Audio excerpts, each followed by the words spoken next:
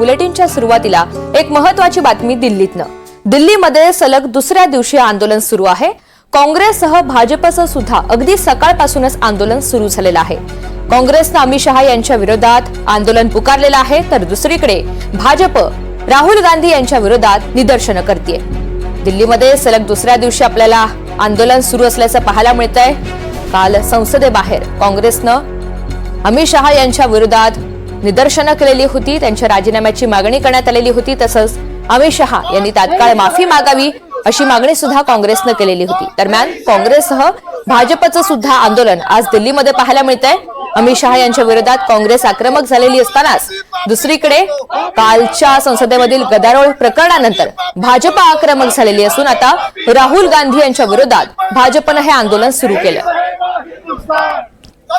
रामराजे शिंदे आपल्याला अधिकची माहिती देतात। रामराजे, भाजप आणि काँग्रेस दोघांचं आंदोलन सुरू आहे। दिल्लीमध्ये कोणकोणत्या ठिकाणी आज निदर्शनं पाहायला मिळतील?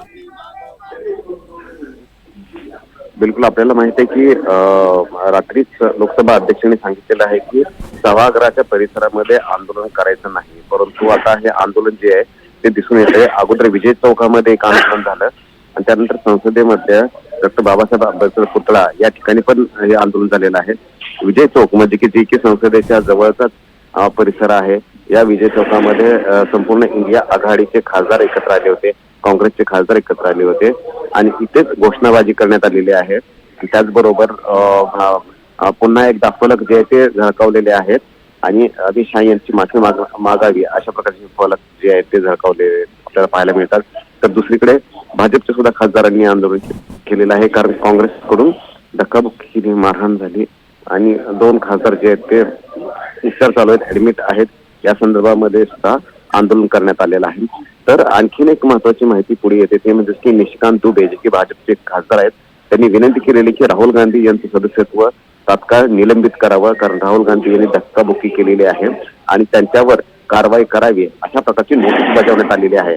आता या नोटीसीवर नेमकं लोकसभेचे अध्यक्ष काय निर्णय घेतात का किंवा चर्चेला त्यांचं निवेदन मांडण्यासाठी त्यांना संधी देतात का ते पाहावं लागणार आहे।